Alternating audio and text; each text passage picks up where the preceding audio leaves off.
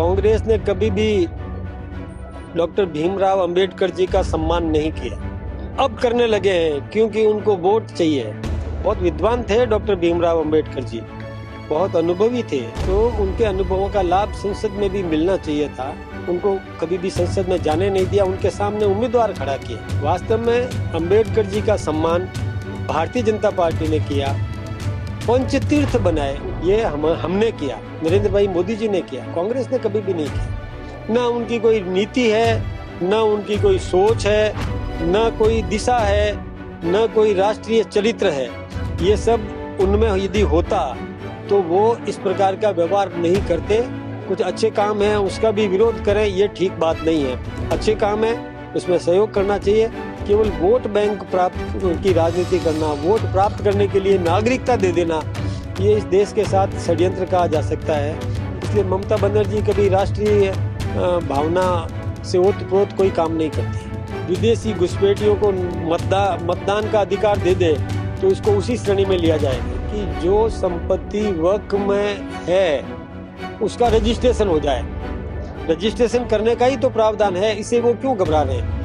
वक्फ की संपत्ति जो भी हो उसका लाभ समाज को मिलना चाहिए। कुछ लोग कांग्रेस तुष्टीकरण करके उन पर ऐतराज कर रही है। एक देश एक कानून, यूनिफॉर्म सिविल कोड लागू होना चाहिए, एक कानून होना चाहिए, किसी के साथ भेदभाव नहीं होना चाहिए।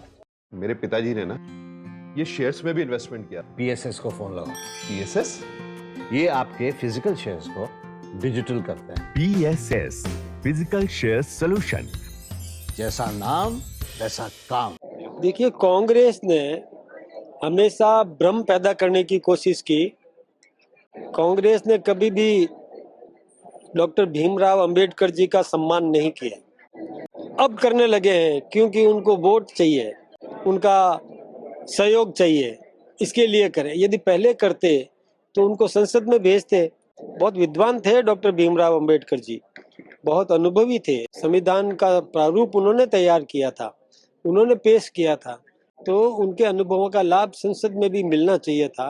उनको कभी भी संसद में जाने नहीं दिया, उनके सामने उम्मीदवार खड़ा किया और अब अंबेडकर जी के नाम की रट लगा रखी है।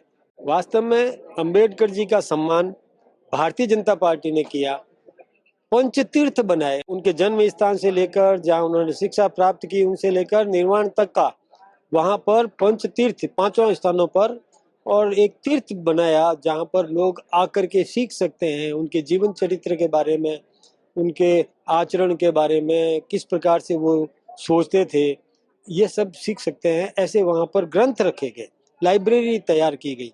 ये हमने किया, नरेंद्र भाई मोदी जी ने किया, कांग्रेस ने कभी भी नहीं किया। अध्यक्ष जी, आज आम आदमी पार्टी ने एक पोस्टर रिलीज करा है सोशल मीडिया पर, इसके बेईमानों के नाम पर राहुल गांधी का भी साथ में फोटो लगाया है कि राहुल गांधी मतलब कांग्रेस और आम आदमी पार्टी का गठबंधन था, मतलब गठबंधन के साथ ही एक दूसरे को बेईमान बता रहे हैं। दिल्ली विधानसभा चुनाव में जो आलम है, किस तरह देखते हैं? देखिए, ये चाहे आम आदमी पार्टी हो या कांग्रेस भी हो या और छोटी मोटी पार्टियां जो बनी हैं, वो अपने हितों को साधने के लिए बनी है। वो कब किससे समझौता कर देते हैं, कब किससे तोड़ते हैं, ये उनका स्थायी स्वरूप तो है नहीं। कहीं आमने सामने लड़ते भी हैं, कहीं मिलजुल करके लड़ लेते हैं कि बीजेपी को हराना है इसलिए सब मिल करके लड़ो। इसलिए वो अपने हितों को ध्यान में रख करके निर्णय लेते हैं। नीतिगत कोई फैसला है नहीं, ना उनकी कोई नीति है, ना उनकी कोई सोच है, ना कोई दिशा है, ना कोई राष्ट्रीय चरित्र है। ये सब उनमें यदि होता तो वो इस प्रकार का व्यवहार नहीं करते, बड़ी सोच रखते। और विरोध होता है, हम चाहते हैं, देखिए लोकतंत्र में विपक्ष होना चाहिए लेकिन सकारात्मक भूमिका उनको निभाना चाहिए। केवल आलोचना करना पर्याप्त नहीं है, केवल कि कुछ अच्छे काम है उसका भी विरोध करें, ये ठीक बात नहीं है। अच्छे काम है उसमें सहयोग करना चाहिए और जिस समय चुनाव हो तब राजनीति कर ले, बाकी समय तो सहयोग की भावना रखें।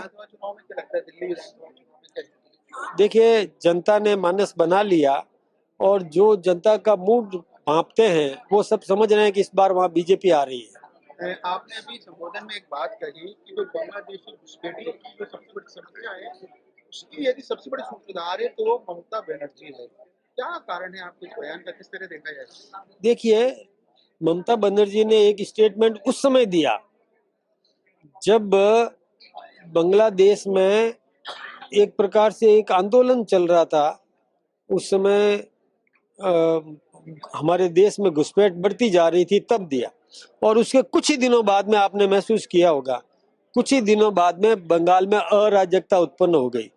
यानी एक प्रकार से मतलब हमारे देश में ऐसे लोगों को जैसे आप जानते हैं कि आसाम में कई बांग्लादेशी घुस गए, उनको नागरिकता भी मिल गई, पहले की बात है। अभी वो छानबीन कर रहे हैं, हमारे वहाँ के मुख्यमंत्री जी ये कोशिश कर रहे हैं कि उनको पूरा उनकी जन्म पत्री निकाली जाए कि उनकी पारिवारिक पृष्ठभूमि क्या है, उसको निकाला जा रहा है।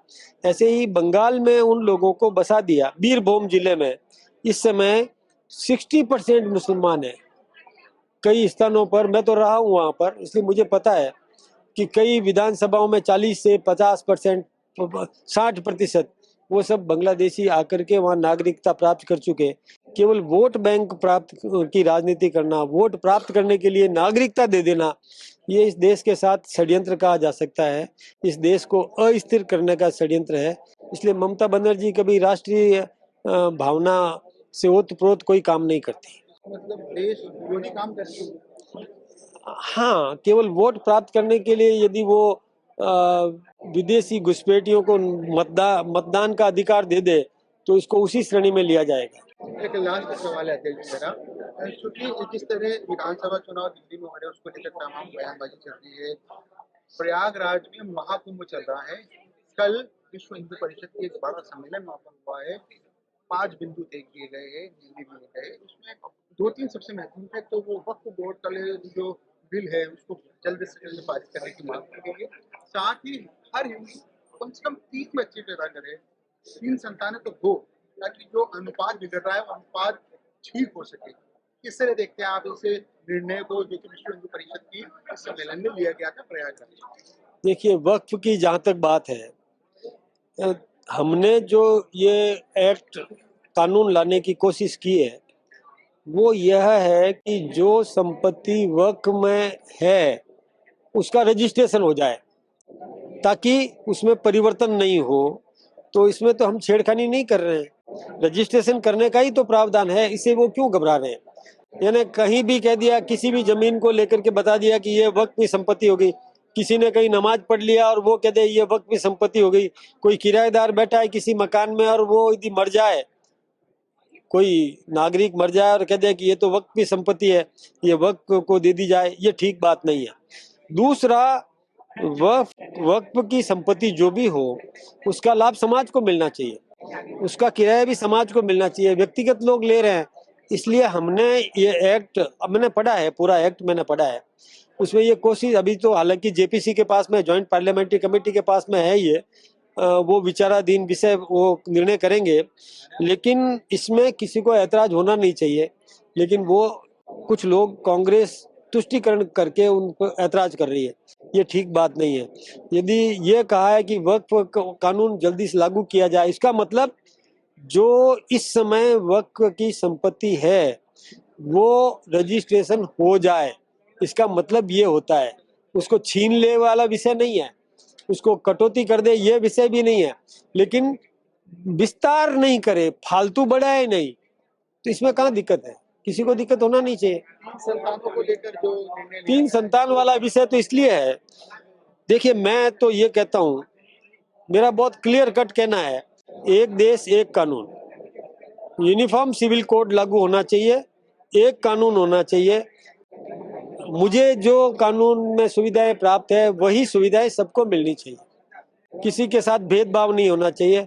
कोई 4 शादी करे, किसी को 1 शादी पर पाबंदी, कोई 10 बच्चे पैदा करे, किसी को 2 बच्चों पर पाबंदी, ये नहीं होना चाहिए। ये जो दूसरी बात आई है ये इसी में से निकल करके आई है, अनुपात नहीं बिगड़ना चाहिए।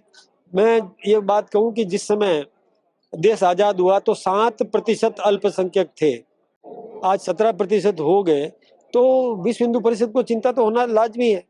आज 17% हो गए तो विश्व हिंदू परिषद को चिंता तो होना लाजमी है।